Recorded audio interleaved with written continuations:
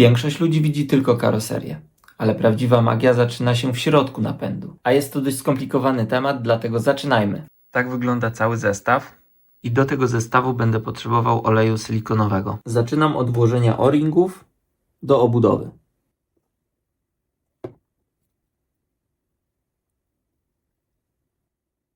Jak widzieliście, wcześniej posmarowałem olejem 600 te o-ringi, żeby były bardziej szczelne. Teraz zabieram się za montowanie zabieraków.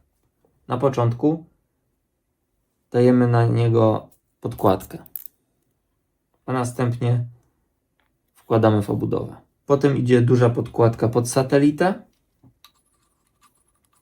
Następnie wkładam mały pin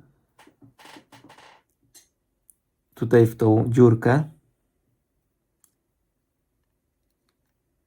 Gdy pin jest już zamontowany, nakładam na niego satelitkę.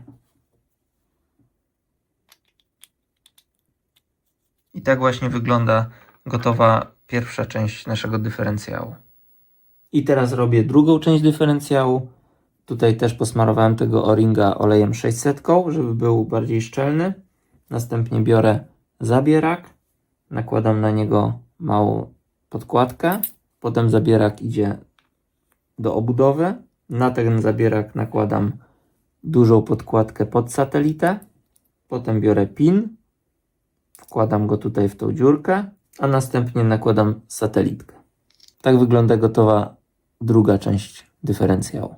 Sam środek składa się z takich dwóch czpieni, 4 małych satelitek, no i podkładek pod te satelitki oraz mamy też śrubki, które zamykają dwie części naszego dyferencjału. I ja robię to tak, że po prostu najpierw na te czpienie nakładam małe satelitki, potem od razu nakładam podkładki.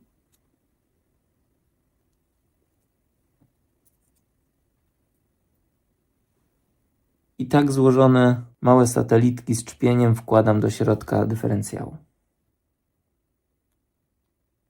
I teraz przed włożeniem tych satelitek do dyferencjału będziemy napełniać nasz dyferencjał olejem. Nie cały, ale tak do mniej więcej połowy. Już nalałem trochę oleju do połowy mniej więcej. On teraz się tutaj ułoży równomiernie. No, trzeba poczekać chwilę. No i teraz właśnie mogę powiedzieć, że ja teraz zalałem 135 000. I teraz w ogóle jak to działa? A działa to tak, że im gęstszy olej wlewamy do dyferencjału z tyłu, tym mamy większą rotację na gazie. Natomiast tył jest spokojniejszy bez gazu. Oczywiście zachęcam Was do komentowania tego tematu, bo jest to dla mnie temat tabu i zawsze był. Nikt nigdy nie potrafił mi tak naprawdę odpowiedzieć jednoznacznie, jak działa tylny dyferencjał, ani przedni tak samo. Ja przekazuję Wam tylko informacje z mojego punktu widzenia i z mojego doświadczenia. Natomiast w innych klasach może to działać zupełnie odwrotnie, zupełnie inaczej, także dajcie znać, co o tym myślicie. A wracając do naszego dyferencjału, mamy tutaj już rozlany dobrze olej i teraz będziemy wkładać te satelitki tutaj do środka.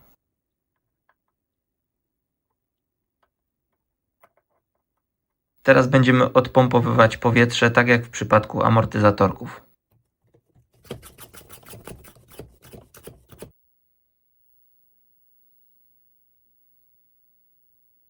Sesję odpompowywania, również jak w przypadku amortyzatorów, robię przynajmniej 2 razy. Jak widać, całe powietrze zostało dobrze odpompowane i tak będziemy zamykać nasz dyferencjał.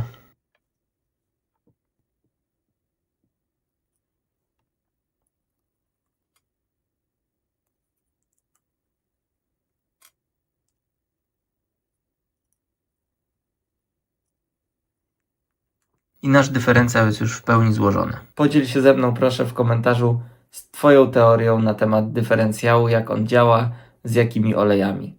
Trzymajcie się, cześć!